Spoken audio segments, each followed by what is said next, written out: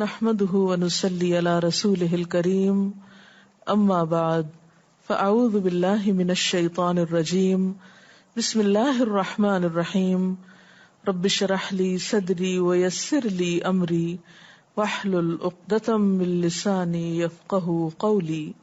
ہماری گفتگو کا موضوع ہے جھوٹ یا غلط بیانی۔ جھوٹ بولنا ہر دین و مذہب میں اور ہر اخلاقی معیار کے اعتبار سے ہر قوم اور ہر معاشرے میں ہمیشہ ناپسندیدہ ہی سمجھا گیا ہے۔ دین اسلام میں جھوٹ کو کبیرہ گناہوں میں شمار کیا گیا ہے، بلکہ یہاں تک کہا جاتا ہے کہ جھوٹ تمام خرابیوں کی جڑ ہے، تمام برائیوں کی بنیاد ہے۔ اور جیسا کہ ہم جانتے ہیں کہ ہمارا ہر لفظ لکھا جاتا ہے، ما یلفظ من قول الا لدیہ رقیب عتید، تو جو کچھ ہم بولتے ہیں وہ خاص سچ ہو یا جھوٹ وہ لکھا جاتا ہے اور اللہ تعالی کے ہاں اس کی پوچھ ہوگی۔ اس کے علاوہ قرآن پاک میں ایک آیت میں ہمیں یہ تلقین بھی کی گئی ہے کہ ہم اپنی ان صلاحیتوں کو جو اللہ کی نعمتیں بھی ہیں غلط کاموں میں استعمال نہ کریں، ایسی چیزوں کے پیچھے نہ پڑیں جن کے بارے میں ہمیں علم نہیں، جن کو ہم جانتے نہیں، جس چیز کی حقیقت کا ہمیں ادراک نہیں، پھر اس میں پڑھ کر غلط بیانی سے ہم کام نہ لیں۔ وَلَا تَقْفُ مَا لَيْسَ لَكَ بِهِ عِلْمٌ إِنَّ السَّمْعَ وَالْبَصَرَ وَالْفُؤَادَ كُلُّ أُولَئِكَ كَانَ عَنْهُ مَسْئُولًا، اور نہ تم پیچھے پڑو اس چیز کے بارے میں جس کا تمہیں علم نہیں، کیونکہ کان، آنکھ اور دل ان سب کا سوال ہونے والا ہے، ان سب کا حساب ہونے والا ہے، ان سب سے پوچھا جانے والا ہے کہ ان چیزوں کو کس راستے میں استعمال کیا۔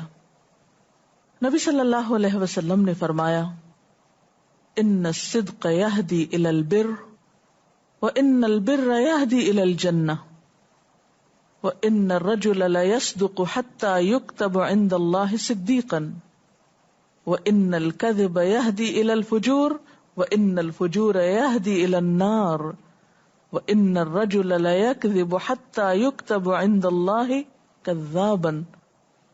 ترجمہ اس حدیث کا یہ ہے کہ سچائی نیکی کا راہ دکھاتی ہے یا نیکی کا راستہ دکھاتی ہے، اور نیکی جنت کا راستہ دکھاتی ہے، اور آدمی برابر سچ بولتا رہتا ہے یہاں تک کہ اللہ کے ہاں صدیق لکھا جاتا ہے، یعنی بہت سچا انسان۔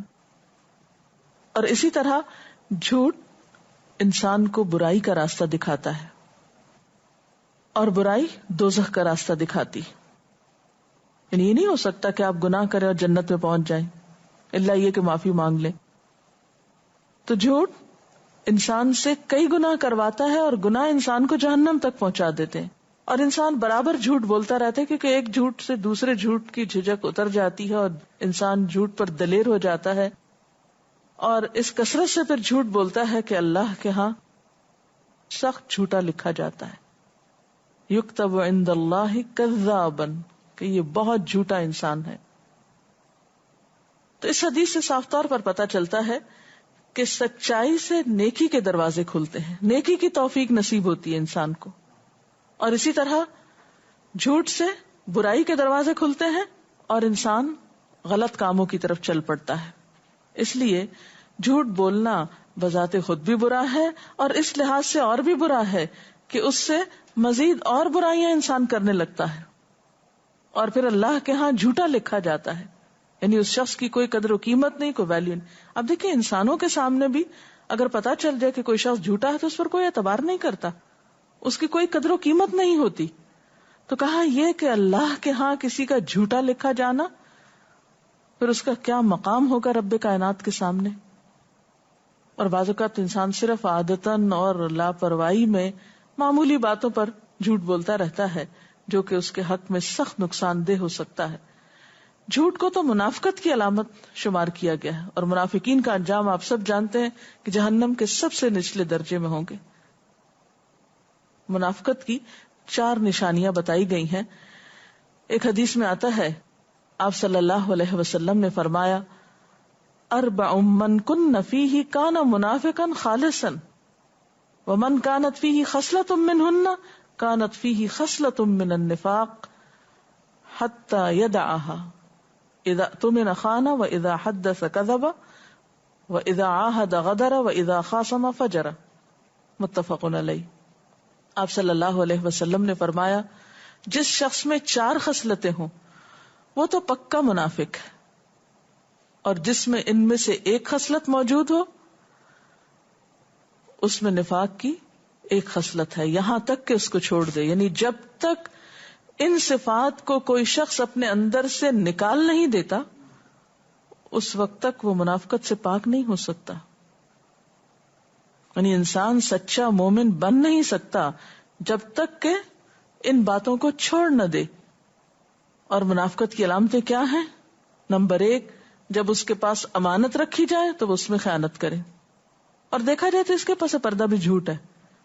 اگر وہ بات کرے تو جھوٹ بولے، اور جب وعدہ کرے تو عہد شکنی کرے، وعدہ پورا نہ کرے، اور وعدہ توڑنے میں بھی جھوٹ کار فرما ہوتا ہے. اور جب جھگڑا کرے تو گالی گلوچ کرے، اور گالی گلوچ کیا ہوتا ہے؟ دوسرے کو ایسے ناموں سے پکارنا جس کا وہ اہل نہیں، مستحق نہیں. تو بات یہ ہے کہ آج جب ہم اپنے معاشرے کی طرف نظر دوڑاتے ہیں تو بہت سے لوگ ان برائیوں کو، ان خامیوں کو، ان عیبوں کو، ان غلطیوں کو غلطی بھی نہیں سمجھتے. بعض اوقات مذاق میں، بعض اوقات ضرورتاً، بعض اوقات عادتاً ان برائیوں کا ارتکاب کرتے رہتے ہیں، اور اس طرح وہ اللہ کی نظر میں اور بندوں کی نظر میں ذلیل ترین شمار ہوتے ہیں. عام زندگی میں جھوٹ بولنا تو بڑی برائی ہے ہی، جھوٹا خواب بیان کرنا بھی بہت بڑی برائی ہے. یعنی عام زندگی کے حالات اگر انسان ان میں غلط بیانی کرتا ہے، حقائق سے منہ موڑتا ہے، تو یہ بھی ایک برائی ہے. یا حقائق کو بدلتا ہے تو یہ بھی ایک عیب ہے. روزمرہ کی زندگی میں جھوٹ بولنا تو برائی ہے ہی، اور اس کے برائی ہونے میں کوئی شک نہیں.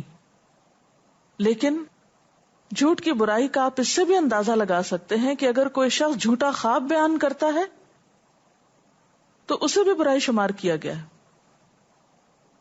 مثلاً ایک حدیث میں آتا ہے کہ جو شخص ایسا خواب بیان کرے جو اس نے دیکھا نہیں تو قیامت کے دن اس کو برابر تکلیف دی جاتی رہے گی کہ وہ جو کے 2 دانوں کے درمیان گرہ لگائے.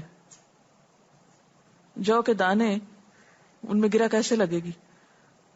اسے کہا جائے گا کہ اس میں گرہ لگاؤ. اور اسی طرح آپ نے فرمایا جو شخص لوگوں کی باتوں کی طرف کان لگاتا ہے، یعنی تجسس کر کے سنتا ہے جبکہ لوگ اس کو ناگوار سمجھتے ہیں، یعنی لوگوں کو پسند نہیں کہ ان کی بات سنی جائے، اور ایسا شخص بلا وجہ سنگن لینے کی کوشش کرتا ہے تو قیامت کے دن اس کے کانوں میں سیسا پگھلا کے ڈالا جائے گا. اور یہ معاشرتی عیب بھی کس قدر عام ہے کہ 2 شخص گفتگو کر رہے ہیں اور تیسرا شخص جس کا اس سے کوئی مطلب نہیں وہ چھپ کے سننے کی کوشش میں لگا ہوا ہے.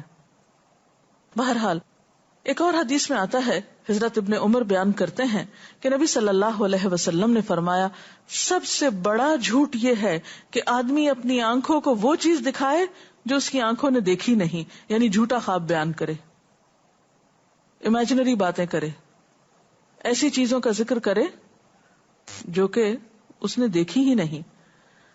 اس لیے جھوٹ کے معاملے میں ہمیشہ محتاط رہنے کی ضرورت ہے، حتیٰ کہ بچوں کے ساتھ جھوٹ بولنے کی بھی ممانعت ہے. ایک صحابی بیان کرتے ہیں کہ میں نبی صلی اللہ علیہ وسلم کے پاس تھا کہ میری والدہ نے مجھے بلایا کہ ادھر آؤ میں تمہیں کوئی چیز دیتی. آپ صلی اللہ علیہ وسلم نے ان کی والدہ سے پوچھا کہ کیا تم واقعی کچھ دینے کا ارادہ رکھتی ہو؟ کیونکہ اگر تم اس کو چیز کا کہہ کے بچے کو بلا رہی ہو اور پھر وہ چیز نہیں ہے تمہارے پاس، یا ایک جھوٹی بات کر رہی ہو، تو یہ بھی تمہارے حق میں جھوٹ لکھا جائے گا. یہ نہیں کہ کسی بڑے انسان کے ساتھ یا کسی سمجھدار انسان کے ساتھ غلط بیانی کرنا برا ہے. دین اسلام میں تو بچوں کے ساتھ غلط بیانی کرنا بھی جھوٹ شمار ہوتا ہے. عموماً ماں کو دیکھا گیا ہے بچوں کو ڈرانے کے لیے وہ چیل آ گئی، وہ کوا آ گئی، وہ بلی آ گئی، وہ جن آ گیا، اس قسم کی باتیں کرتی ہیں تاکہ ان سے معمولی کام نکلوائے جا سکیں یا ان کو ڈرا دھمکا کر ان سے کوئی کام کرایا جا سکے.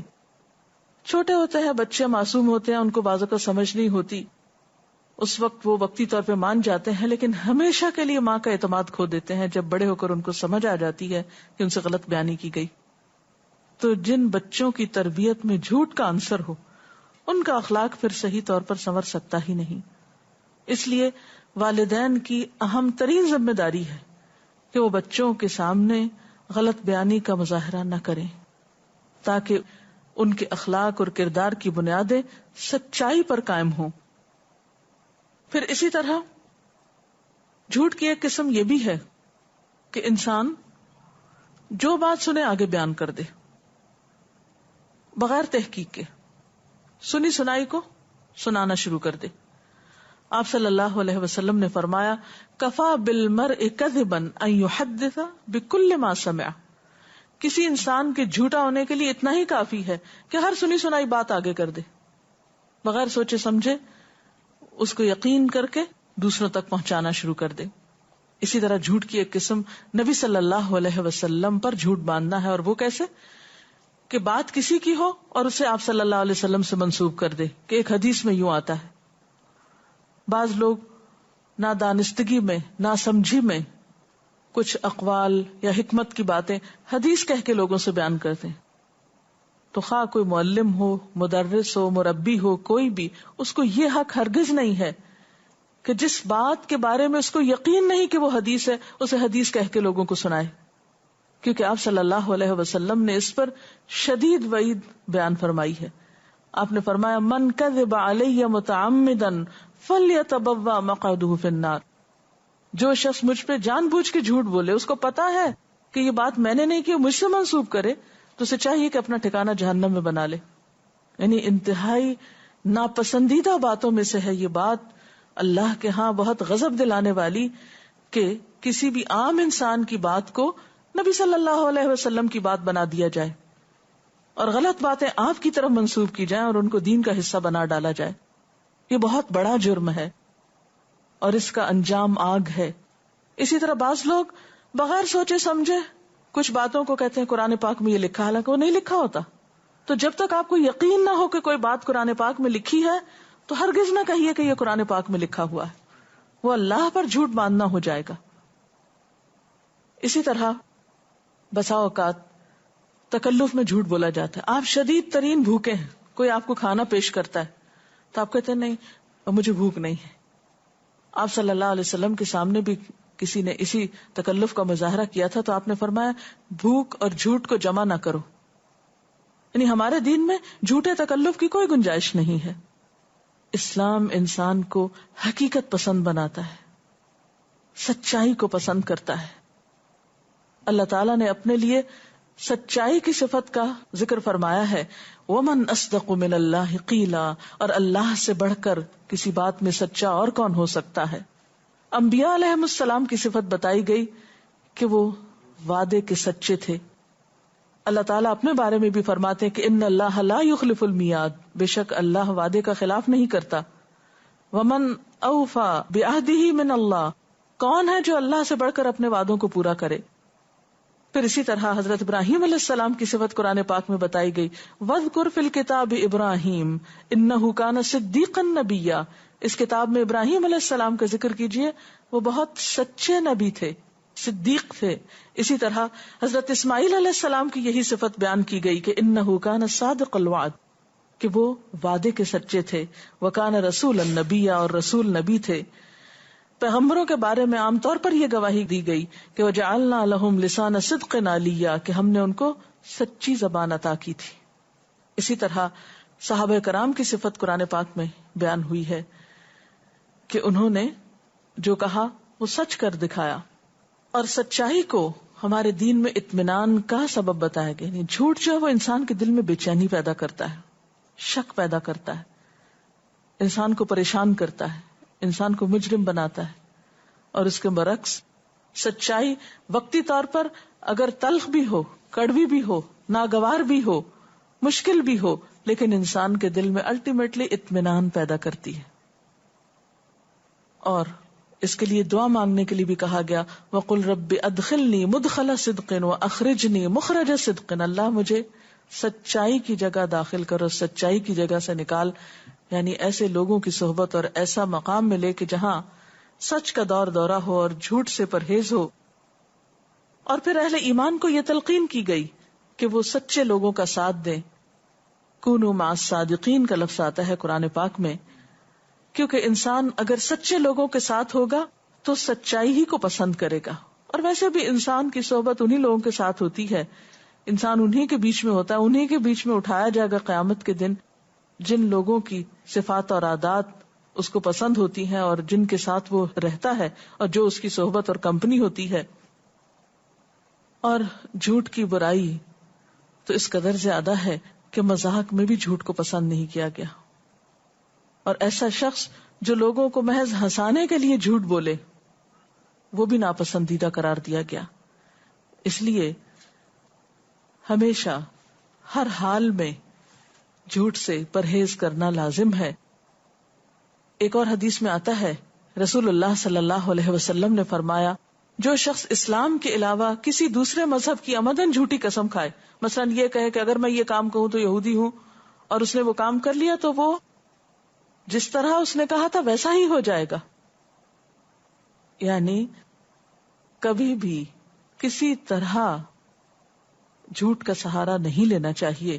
اسی طرح جھوٹی گواہی سے بھی بچنا چاہیے اور جھوٹی قسم سے بھی بچنا چاہیے. جھوٹی گواہی کا مطلب کیا ہے کہ انسان کسی کی مدد کرنے کے لیے، کسی کا ساتھ دینے کے لیے اس کی طرفداری کرتے ہوئے غلط بیانی کرے. ایک حدیث میں آتا ہے نبی صلی اللہ علیہ وسلم نے فرمایا میں تمہیں بہت بڑے کبیرہ گناہ کے بارے میں خبر نہ دوں؟ ہم نے عرض کیا ضرور یا رسول اللہ صلی اللہ علیہ وسلم. فرمایا اللہ کے ساتھ شرک کرنا اور والدین کی نافرمانی کرنا. آپ ٹیک لگائے ہوئے تھے، یعنی جب یہ بات فرما رہے تھے تو آپ سیدھے ہو کر بیٹھ گئے اور آپ نے فرمایا خبردار جھوٹی بات، یعنی کبیرہ گناہوں میں سے کیا ہے؟ جھوٹی بات. اور آپ نے پھر فرمایا خبردار جھوٹی بات، اور آپ اس جملے کو بار بار دہرا رہے تھے یہاں تک کہ ہم نے کہا کہ کاش آپ خاموش ہو جائیں. یعنی اتنا زیادہ تکرار کے ساتھ بار بار آپ نے یہ بات فرمائی کہ جھوٹی بات جو ہے وہ اللہ کی ناپسندیدہ باتوں میں سے ہے یا کبیرہ گناہوں میں سے ہے.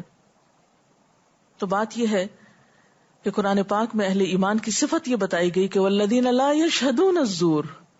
کامیاب ہونے والے مومن کون ہیں؟ وہ جو جھوٹ کے گواہ نہیں بنتے، غلط بیانی نہیں کرتے، خواہ ان کے قریبی رشتہ دار ہی کیوں نہ ہو، خواہ ان کے پسندیدہ افراد ہی کیوں نہ ہو، لیکن جھوٹی گواہی نہیں دیتے، بات سچی ہی کرتے ہیں. اور اسی طرح جھوٹی قسم کھانا انسان کے ایمان کے لیے سخت نقصان دہ ہے.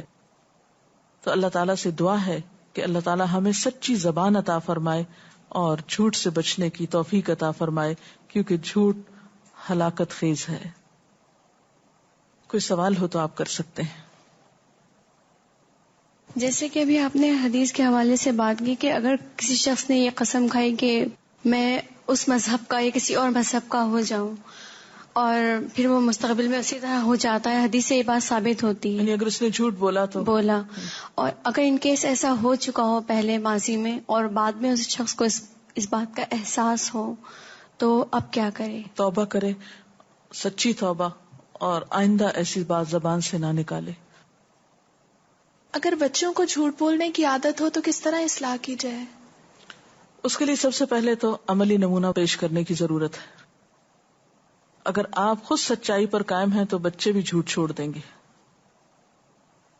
مشکل یہ ہے کہ ہم بچوں کو خود ہی جھوٹ سکھاتے ہیں. مثلا آپ گھر پر ہیں، بیٹھے ہوئے ہیں، کسی کا فون آیا، آپ کا جی نہیں چاہ رہا کہ اٹینڈ کریں، آپ بچوں کو کہتے ہیں جاؤ کہہ دو میں گھر پہ نہیں ہوں. کوئی دروازے پہ آیا ہے، آپ بچوں سے جھوٹ بلواتے ہیں. تو جب آپ ان کو خود ہی تربیت دے رہے ہیں تو وہ کیسے بچیں گے؟ تو اس لیے سب سے پہلے خود اپنے عمل سے ثابت کیجئے کہ جھوٹ غلط ہے، اور پھر جھوٹ کی قباحت ان کو بتائیے. تو انشاءاللہ تعالی آہستہ آہستہ اس کو چھوڑ دیں گے. جھوٹ کے اسباب کیا کیا ہو سکتے ہیں کہ ان سے بچا جا سکے؟ جی ہاں، عموماً ایسا ہے کہ ہم چھوٹی چھوٹی باتوں میں بلا وجہ بھی غلط بیانی سے کام لیتے رہتے ہیں، میں سستی کی بنا پر. مثلاً پڑھنے کا موڈ نہیں ہے، اسکول میں اپلیکیشن بھیج رہے ہیں، آج طبیعت خراب ہے، حالانکہ طبیعت خراب نہیں ہے. کسی کی فوتگی کا بہانہ کبھی کر دیتے ہیں کہ نانی فوت ہو گئی، حالانکہ وہ معلوم نہیں کئی سال ہو چکے ان کو فوت ہوئے. پھر اسی طرح بعضوں کے جھوٹے میڈیکل سرٹیفکیٹ پیش کرتے ہیں. تو یہ مختلف مواقع پر بغیر ضرورت کے بھی، خیر ضرورت ہو بھی تو نہیں اجازت، لیکن بسا اوقات ہم ایسی عادتاً اس کو معمولی چیز سمجھ کر بغیر سوچے سمجھے جھوٹ بولتے چلے جاتے ہیں. بعضوں کا جعلی دستاویزات بنائی جاتی ہیں، جعلی لائسنس بنوائے جاتے ہیں، یہ بھی جھوٹی کی قسم ہے. جعلی دستخط کروائے جاتے ہیں یا کر دیے جاتے ہیں، جیسے بعض بچے والدین کی جگہ خود ہی سائن کر لیتے ہیں. اسی طرح جاب حاصل کرنے کے لیے جھوٹی ڈگریاں بنوا لی جاتی ہیں. پھر اسی طرح والدین کو بعض اوقات دھوکہ دیا جاتا ہے، مثلا کسی دوست کے ہاں جانا ہے تو کچھ اور کام بتا کے گھر سے نکل جاتے ہیں بچے. پھر اسی طرح بعض اوقات اپنے حسب نسب کے بارے میں جھوٹ بولے جاتے ہیں. ذات کچھ ہے، کچھ اور بتائی جا رہی. اسٹیٹس کچھ ہے والدین کا، بڑھا چڑھا کے بیان کیا جا رہا ہے کہ ہمارے والدین تو بہت امیر تھے یا ایسے ایسے جائیداد تھی ان کے پاس، حالانکہ کچھ بھی نہیں ہوتا، محض اپنی تعریف چاہنے کے لیے یا اپنی بڑائی بیان کرنے کے لیے. اسی طرح بعض اوقات کچھ لوگ جیسے جعلی ڈاکٹرز ہوتے ہیں، مثلا نرسنگ کا کورس کیا ہوا ہے اور ڈاکٹر کی بورڈ لگا دیا، حالانکہ ڈاکٹر ہوتے نہیں ہیں. اسی طرح عدالتوں میں غلط قسم کی گواہی، جھوٹی گواہی، یہ بھی بہت عام ہے ہمارے معاشرے میں. حالانکہ جھوٹی گواہی کے بارے میں آپ صلی اللہ علیہ وسلم نے اتنی شدت سے منع کیا کہ آپ ٹیک لگائے ہوئے تھے اور اٹھ کر بیٹھ گئے. تو بات یہ ہے کہ پھر اسی حدیث کی طرف لے جاؤں گی کہ جھوٹ برائی کی طرف لے جاتا ہے اور برائی جہنم کی طرف لے جاتی ہے، اور انسان برابر جھوٹ بولتا رہتا ہے یہاں تک کہ اللہ کے ہاں جھوٹا لکھ لیا جاتا ہے. اور جھوٹ منافقت کی علامت ہے. اس وقت تک انسان سچا مومن ہو نہیں سکتا جب تک کہ وہ جھوٹ کو اپنی زندگی سے نکال نہ دے. تو اللہ تعالیٰ سے دعا ہے کہ وہ ہمیں اس شر سے نجات دے اور ہمارے معاشرے کو جھوٹ سے پاک کر دے، اور ہمارے اندر وہی صفت پیدا کرے جس کا صحابہ کرام ذکر کیا کرتے تھے کہ ہم نہیں جانتے کہ جھوٹ کیا ہوتا ہے. سچے اہل ایمان کی صفت بھی یہی ہے کہ وہ نہیں جانتے کہ جھوٹ کیا ہوتا ہے، یہ فریب کاری اور دھوکہ دہی کیا ہوتی ہے. ایمان اور سچائی کا چولی دامن کا ساتھ ہے. اگر ہم چاہتے ہیں کہ آخرت میں سرخرو ہوں تو ہمیں جھوٹ سے بچنے کی شعوری کوشش کرنا ہوگی. اللہ تعالی ہم سب کا حامی و ناصر ہو. وآخر دعوانا ان الحمد للہ رب العالمین، والسلام علیکم ورحمۃ اللہ وبرکاتہ.